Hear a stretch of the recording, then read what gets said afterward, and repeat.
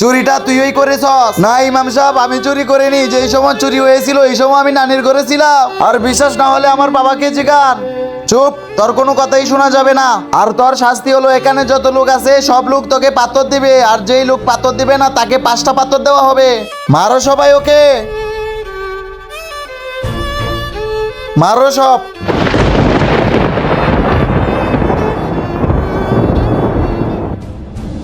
আমি এক কাজ করি, আমার বেটাকে এই ফুল মেরে দে যাতে ও ব্যথা না পায়।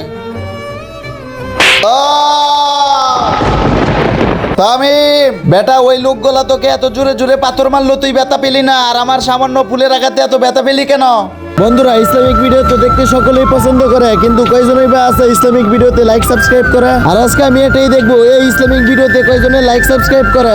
বাবা, সব লোকে পাথর মেরেছে তা আমি সহ্য করতে পেরেছি, কিন্তু আপনি তো আমার বাবা লাগেন, যা সব থেকে আপন, আর আপনার ফুলের আঘাতটা আমি সহ্য করতে পারিনি।